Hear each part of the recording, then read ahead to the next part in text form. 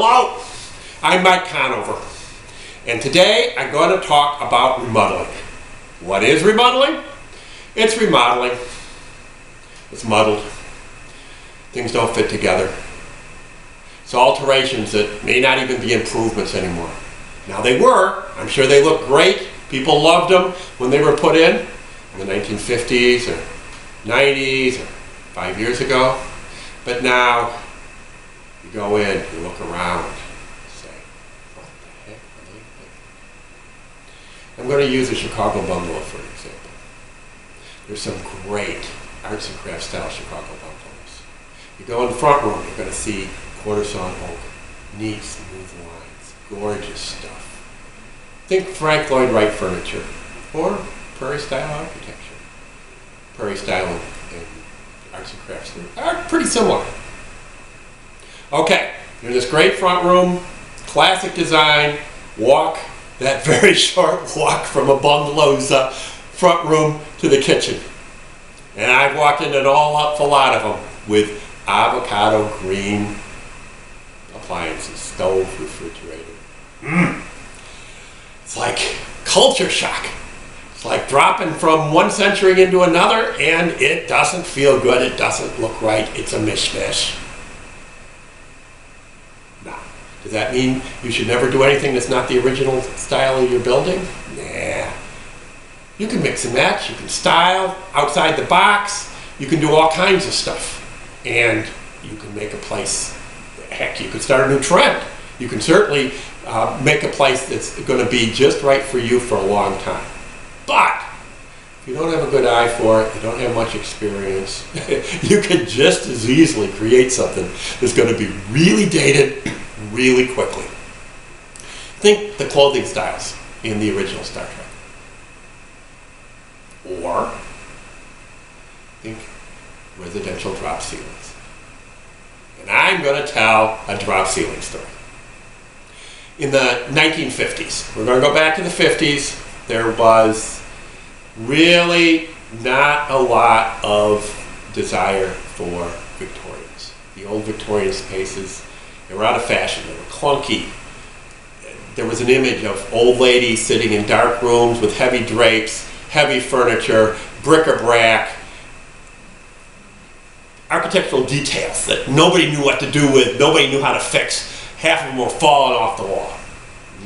Not what people wanted. What people wanted were ranch houses they were building in the suburbs. Nice clean lines, modern, simple. So, you had a place in the city, you had a room with a cracked ceiling. Maybe you didn't even have a light, and if you did, it was on a pull chain. The ceiling was way up there, and you felt like you were losing all your heat. It was all sitting up there. Yeah, you needed some help. And it was a quick, easy, modern solution. Took a little white metal L-strip, ran it around, tacked it into your wall, maybe 8 feet up. Got some grid, snapped it in there. It was all part of a kit, all easily available. Got a light switch, slip it in there. That might be the hardest part of the whole project. Slid a wire on up and across below your ceiling, just running loose above that grid. Put in a modern light fixture, drop in some ceiling tiles, voila. You've got a modern room. It felt like magic, particularly compared to working with lath and plaster, which was state-of-the-art technology. Yeah, not very many years before that at all. Okay, we skip forward to the 80s. Early 80s, Victorian architecture is making a huge comeback. Living in the city, huge, huge comeback. Folks are coming from all over the Chicago area to live in Lincoln Park, live in the DePaul neighborhood, some of the more adventurous. Those folks are calling urban pioneers then, remember that term? They're buying places in Logan Square, fixing them up. All these places, layers and layers of remodeling. And the places, I go with folks to look at places to buy back then, and they would be advertised as remodeled. You go in, usually there'd be some ceiling in there that was dropped. Sometimes there'd be drop ceilings all the way through. Living room, kitchen, dining, bedrooms. Drops it, drops it, drops it, drops it. Panels, by this time yellowing a little around the edges. Exactly. What the heck were they thinking? Remodeled.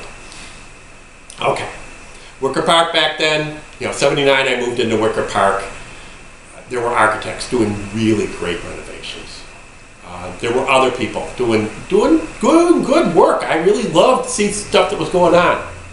And there was an awful lot in the neighborhood that nobody wanted, nobody cared about, without a style, uncared for, and hadn't been messed with for years, which meant that there were plaster details still up on the ceilings, the original doors, casings, beautiful stairwells, much less remodeling. And I'm digressing. What I like are alterations that look like they've always been there. Doors, trims, details, layouts, they all match. The stuff that was just put in looks like the stuff that's been there forever. Ideally, somebody can't even tell which is which. And if that's the case, you're much more likely to have something that's holding up 10 or 20 years from now. Now, you don't like the style of the original you're working with? Can't tell what that style is? Can't pick from all the different mish-mash details that have been put in over the years? Well, instead of just putting in one more door and frame, changing out one or adding one, it may be time for a little broader makeover.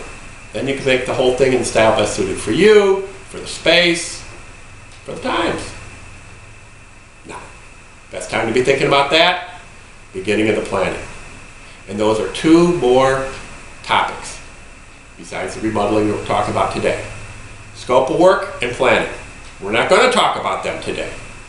I do talk about them in my book, in other videos, and you can see more online on my website, constructionwithease.com. But that's all from me for today. This is Mike in Chicago. Thanks a lot for watching this. Take care. Have a great day.